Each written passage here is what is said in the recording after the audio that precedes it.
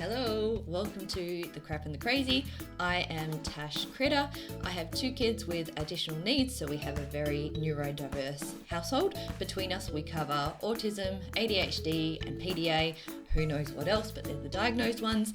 I have a background in teaching, so I've got a Bachelor of Education, Kindy Tier 7. While I was studying at uni, I worked with over 20 families with kids with additional needs, most of them on the spectrum, but then we had other diagnoses as well. So I was actually going into the homes and seeing what this looked like behind the scenes.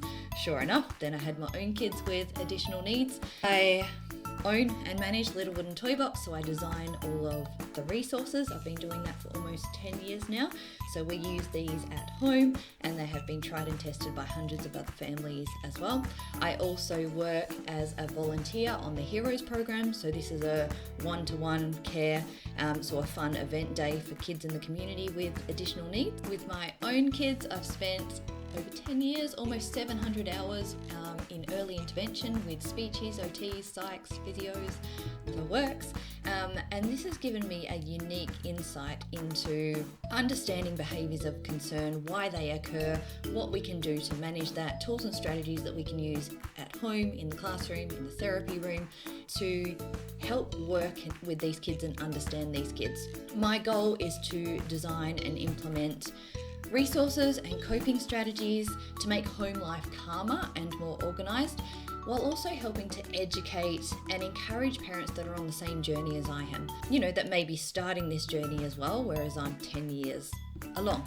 Join me as I talk through day-to-day life with autism, the sucky bits and the wins, and tips for enjoying life despite the challenges. Hello and welcome to episode 20. In this one, I want to cover co-regulation, but I guess I want to take a few steps back to firstly understand our own, as parents or as therapists or as teachers, our own sensory profile and how this impacts our emotions and therefore our behaviour. And in doing that, how that helps us to understand and have empathy when dealing with our kids, yeah? So co-regulation, we refer to this when we're talking about how I'm emotionally regulated and how I'm then interacting with my kid and how well they are regulated, yeah? So we can either come together and butt heads because we're setting each other off, as far as, meal times are a good one for us. If I don't brace myself or make sure I'm well regulated, going and sitting down for a meal with my kids where there's all the chomping and the slurping, that's enough to just set me off. And then I can say something nasty or overreact, which then sets them off, and it's just a recipe for disaster. Does that make sense? So that's co-regulation, a bad example, versus if I have taken time out, I'm prepared, I know meal time's coming, we've got a movie ready to go, because for all of us that works really well. That's how we come together at the end of the day, because we don't do conversation, we don't do eye contact, that just doesn't work for our family. So we come together, watch a movie together, and we make sure the volume is up and ready to go before the eating starts. Yes? So something that, a constant reminder after I heard it, it just, when you see something and it just clicks, we want our kids to join our calm rather than us being the bigger people that are supposed to know better, joining their chaos, yeah? So we want to make sure that we're well regulated so that we can help teach our kids how to regulate themselves so that we can live together nicely. Yes? And whether this is at home or in the classroom, in the therapy room, and you're always going to, whether you realize it or not, you've got sensory preferences and things that you don't like, aversions, yeah? So things that you're attracted to and things that just make your skin crawl. And once we begin to understand what these are, we can become better regulated and help our kids to learn this as well, so that they can become better regulated and that they can learn the tools and strategies that keep them well regulated rather than everything building up. So think of that iceberg model where see the iceberg as the behaviour on the top. So the bit that's sticking above the water is the behaviour. That's the bit that you're seeing. But underneath there is so much more going on. And when we learn to self-regulate, we learn to manage ourselves and manage our emotions a bit better, and therefore we're in a place to be able to manage our behaviour. Yeah? Does this make sense? I had a couple examples written down here. So when I used to have my team of staff and then our reps Australia-wide, this is back when we did the wooden toys, so I would get every single person that came onto our team, whether they were a staff member or whether they were a brand rep, to do a DISC profile, so a personality profile. And this allowed me to be able to relate to people, and our team manager to be able to relate to people based on their personality. It's a really good tool to use. So instead of getting, particularly when you're spread all over Australia, you're all online and you don't get to spend that one-on-one time together like you would in a workplace, it's a really good tool and strategy to use to get to know each other, and a quick cheat sheet, I suppose, in how to relate to each other. Same as the love languages. If you haven't done that with your partner, and you can also do it with your kids as well to learn their love languages, that's again a really great way to learn how to interact with the people around you. And so your love languages, you've got the gift of giving, affirmation, which is positive words. I can't remember all of them. Go look it up yourselves. But if you've got someone, so your child and your kids will be different as well. So how you relate to them and encourage them will be different, or should be different, because they are all built differently. Does that make sense? So if you've got a kid that feels so loved when you give them a little gift, whether it's a chocolate or just something special, yeah? It doesn't have to be big. But if you've got someone that responds well to a gift and you keep giving them positive words, that's still good, but it doesn't speak to their heart, I suppose, like a gift would. So when you understand what gets them going, what motivates them, what encourages them, being your kid, you want to do that for them. Yes? So this is another way. So in business, you've got your personality DISC profiles. In your home, you can use your love languages. Understanding sensory profiles is another way of doing this. Does that make sense? Can you see where I was heading with that one?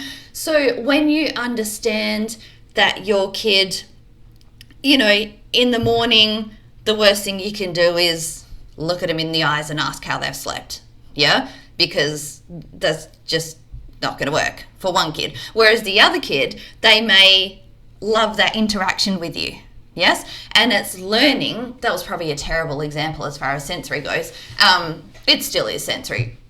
But, based on their sensory profiles, okay, let me start again. So one of my kids is really slow to get going. The one that doesn't want to be looked in the eyes and have a conversation first thing in the morning. So I know to back off. What I can do for her to get her started is to make sure that she's got a bowl and spoon ready for breakfast. I can make her life a little bit easier, and knowing that the cold milk for her is going to get her going. Yes, something crunchy will get her going as well. So these are all sensory things which, when you look at your sensory profile, what gets you going, what helps you to calm down. Yeah, some people, I guess most people, need to get going in the morning. Coffee does it for me. I do not want to have a conversation with anyone before coffee. Yes, coffee first. So roll out of bed and I walk to my coffee machine. Yes, and I get my coffee. That gets me going. When I need a break throughout the day, so I've been at my desk for a couple of hours, I will get up, go get a coffee. It probably is the caffeine as well, but it's also getting up and having that sensory break that keeps me going for the next few hours.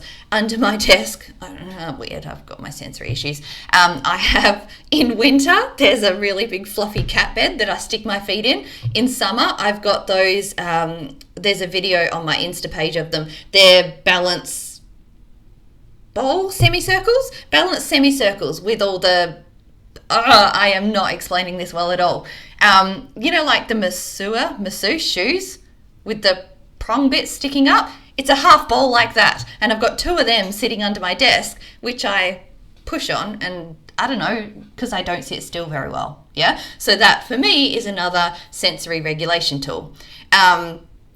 Coffee doesn't work for my kids. They are not interested in coffee and probably too young for coffee. I don't know what the recommended age to start that is, but I'll leave that for someone else to decide.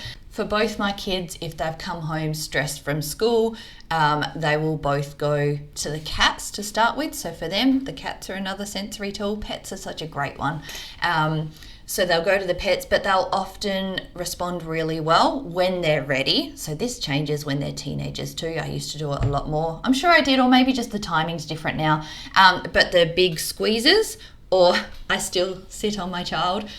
They're big now, but the weight, so the weighted blankets, the weighted toys, just even on the couch at the end of the day, leaning on each other, just that extra weight. So yeah, your tools and strategies do change with age. I will go through that in my next series, so covering those tools and strategies at home for under fives, between fives and teens, and then your teens. I also might as well point out as well, you can have all the tools and strategies in the world, you can understand all of this stuff, and it just doesn't mean that it works from one day to the next. So you can have a really good run and you've got all these tools and you're all sorted, and then they wake up on the wrong side of the bed, or you wake up on the wrong side of the bed, and the tools and strategies just don't work for you. This will also depend on what other environmental things are going around, whether you're going through high pressure, high stress stuff for you at work or the kids at school, particularly around NAPLAN. That's always fun. So, I guess it's putting in that extra effort. It's knowing that when you understand these sensory tools and strategies and have a range of them, and it takes trial and error, and it can take years to build up a decent set of tools, and understanding why behaviors happen and looking for the triggers behind why the behaviors are happening. There's so much going on there. But once you build this up and understand this, you then have the option and the choice, and it is work, to spend the time on yourself, so it's not being selfish, spending the time on yourself to regulate yourself well, so that you're ready for when your kids come home from school or sport or whatever else, particularly on those harder days, and knowing when you've got harder days coming up, spending a little bit more extra time on yourself, making sure that you're well regulated so that you're in a good place to invite your kids into your calm instead of joining in their chaos when they get home. Yeah? I really love this quote by Pam Lee. It says, "Either we spend time meeting children's emotional needs by filling their cup with love, or we spend time dealing with the behaviours from their unmet needs. Either way, we spend time." So I guess that was just one of those things as well that kind of got me, and I've always remembered, it's even when you can't be asked doing what you need to do to look after you right now, or to do the extra to meet their sensory needs, to then regulate their emotions to prevent the behaviours, taking the time to do that will often prevent those meltdowns that can go for hours later on. Yeah. One of my kids would come home from school and it was a little volcano.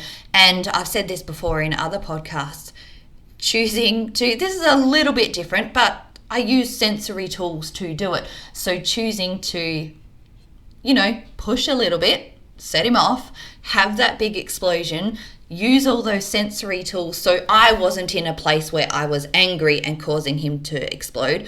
I was in a place where I was calm.